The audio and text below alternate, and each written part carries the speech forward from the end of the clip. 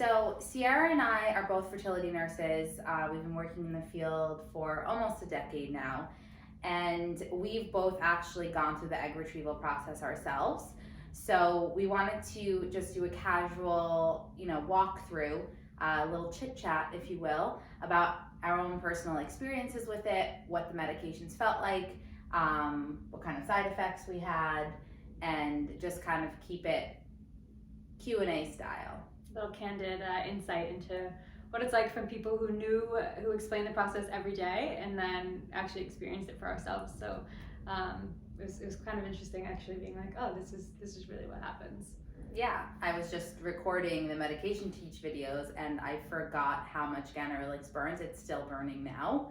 And I feel like often as nurses, we have such a high volume of patients at these fertility clinics and we forget what it feels like, and we just get jaded by it. And I just got a nice little reminder there that when patients call in and they're complaining about their symptoms, or I don't want to call it complaining, when they're reporting their symptoms and the things that they're feeling with the injections, we're kind of just like, okay, like moving right along, suck it up. But like I said, it's still burning. I did it almost 5 minutes ago and it still stings, and I'm kind of a tough cookie. And I remember like I think it was the first or second day I did injections. I woke up and I had a huge bruise on my calf, like this big. I have no idea where it came from, and of course I knew it wasn't from my injections. But if I had no idea in what to expect, I probably would have called my doctor and been like, so I woke up with a huge bruise on my calf. Like, is that from the injections? Right. And I still don't know what it was from, but it wasn't from the injections. I obviously hit my calf somehow. But it's easy to see how people kind of correlate any and everything that happens to them during that time. Mm-hmm. Like, oh, I got a cold. Like, no, you actually just got a cold. Right, it's coincidental. But it's hard. Obviously, you're injecting yourself with hormones, and you never know kind of what to expect. And there's a really wide range of like normal side effects. Yeah. We give you the standard side effects like bloating, cramping, things that I would say 99% of our patients report. But there's certainly other ones like little outlying side effects that you may experience and you don't know that it's normal, abnormal. That's kind of what we're here for. We want you to be able to just pop into your chat and say, hey, I'm experiencing X, Y, and Z. Is this normal? Is this something I need to report to my doctor? Do I need to call the after hours line and speak to my physician? So that's kind of what we're here to troubleshoot for you. And because a lot of our team has personal experience with fertility journeys themselves, they can accurately, kind of feel what you went through. And it's just a different level of empathy, I would say now. Exactly. Mm-hmm. How did you feel when you went through the whole process? My biggest symptom was brain fog, if that makes sense.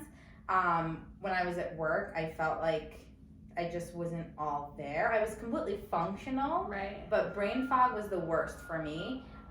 Bloating, of course, all the way at the end. I mean, it's natural. Your ovaries are growing, right. And so you're going to feel that.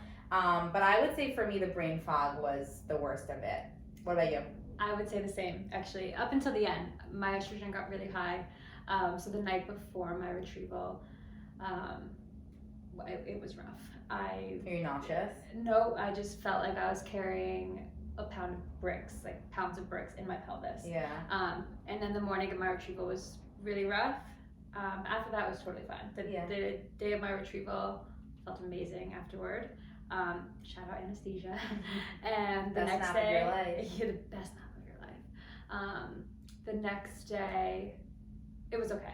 Like I went to work. I feel like the worst of it. I went to work the next day too, but I feel like I felt the worst the day after. The anesthesia had worn off. Okay. And I was feeling all the cramping and the bloating, and then by the second day after, I was like almost completely fine. And I had a lot of eggs retrieved, and I still felt okay. So it just goes to show you that everyone is so different. There's such a huge spectrum of symptoms and a 0 to 10 scale of how much you feel those symptoms.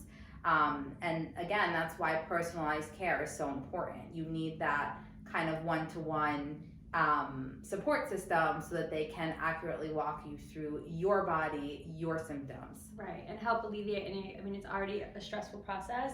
So when you have a big bruise on your calf at 10 o'clock at night and you're like, hey, is this normal? Like, is a bruise a sign of a blood clot? Is there something to worry about? You know, you just hop on, talk to Lotus and say, hey, is this anything I should be worried about? And we'll be here to be like, no, sorry, a random calf bruise has nothing to do with it.